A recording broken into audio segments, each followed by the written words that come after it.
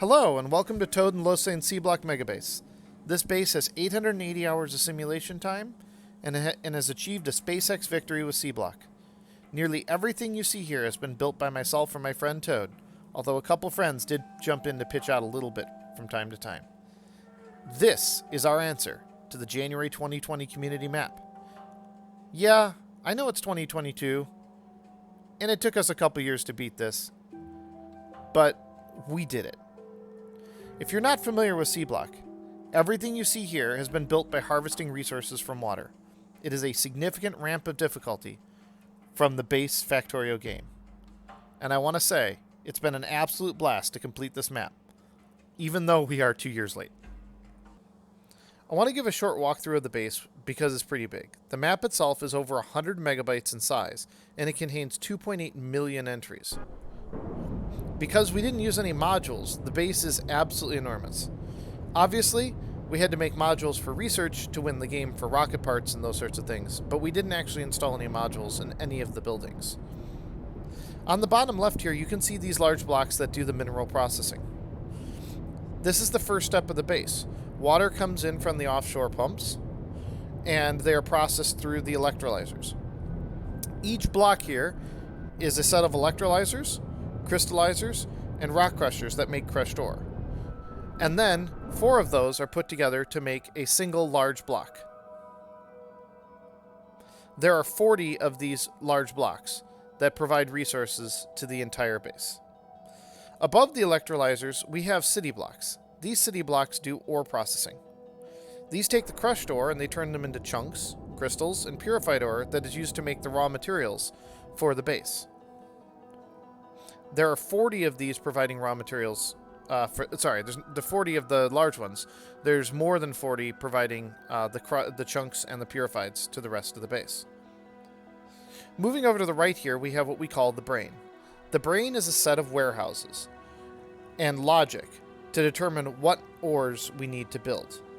It's the largest block in our base, and its job is to determine which ores are running low and sort the ores to get the necessary outputs. In Seablock, there are a bunch of different recipes to get raw ores being iron, copper, titanium, aluminum, etc. And so you have a bunch of different ways to end up with these ores based on the raw materials from the electrolyzers. So what we do is we have sorting sets for each possible combination, and then we have circuits that turn the sorters on and off depending on what's needed.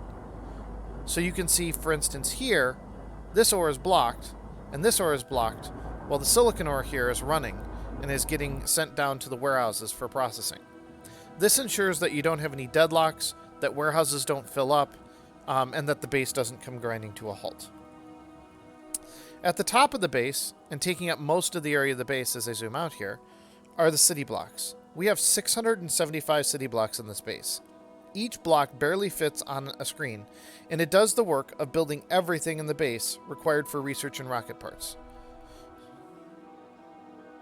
I'm going to just go through here and give you a look at some of the city blocks. Some of them are fairly empty because what they're building is fairly simple, and other ones are jam-packed because we need a lot of them. So as we build them, we'd build the city block simply, and then if we needed more output, we'd scale up the block, and eventually we would clone the block if that wasn't enough output. Splitting them up into city blocks allows copying and pasting the commonly used blocks, and that allowed us to scale the base really effectively. But still, many of the blocks are unique. A ton of work went into building and tweaking them. Down at the bottom over here, we have circuit processing. All of the circuits in the base are made here. The circuit processing predated our use of city blocks, so they're more freeform. They don't take the square form. But they are essential to the base. And really, what it all comes down to is building advanced processing units, which is in this block right here. So all of the circuit processing that you see here is really all about just building this small chunk of advanced circuits, which just take tons and tons of resources. Finally, as we move into some ancient history here, this is the historical old part of the base.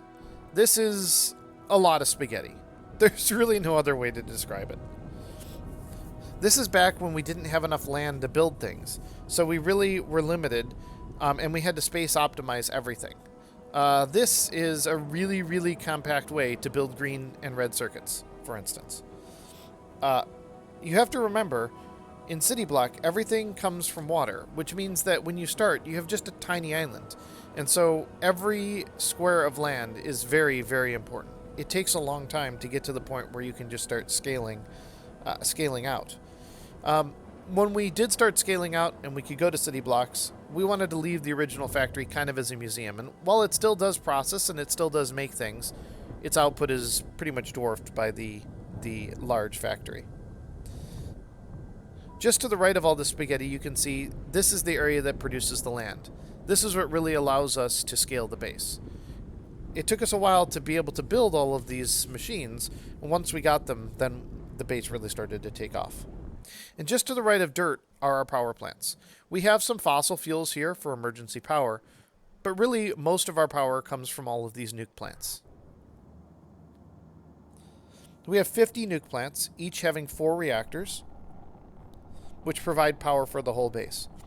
We could have gone with a ton of solar panels, which would have helped our UPS quite a bit, but that would have involved building a lot of land. And there are some items in Seablock that need depleted fuel cells, so we just copy-pasted the nukes. Finally, going back to the point of all this, rockets. We built a few launchers, just for convenience, as you can see, but the reality is, this whole gigantic base can't even keep one rocket silo built. So as I launch the final rocket in the game, I would like to point out just a few things. First, even with a 3-year-old Ryzen 3750H, this map only gets 10.3 UPS. Honestly, with 2.8 million entities, 3,452 train stations, and 2,073 trains, it's amazing it even runs that fast. Also, I'd like to give a shout out to the Factorio and Seablock devs. Not only is this game still semi-playable with a base this big, but we never experienced a game crash in 880 hours of playtime. Even with mods, Factorio is the highest quality game I've ever played. Speaking of playtime, yes, the map has 880 hours, but remember, a lot of that playtime occurred at low UPS scores at a reduced game speed, which means that the actual amount of time spent in this game far exceeds that. Since we had 2 people working on it, I would not be surprised if there's over 2,000 man-hours into this map. So I'm sure this is probably one of the slowest Seablock wins, but we're happy we did it. We've seen posts of people beating Seablock in the low hundreds of hours, and honestly, I don't even know how they do it. So thanks for watching, and I'd like to end with a final piece of advice. If you really enjoy big challenges, you love Factorio, and you've always been wondering if you should jump into Seablock, as someone who just spent 2 years beating it, I have a really simple piece of advice. Don't start. Thanks for watching.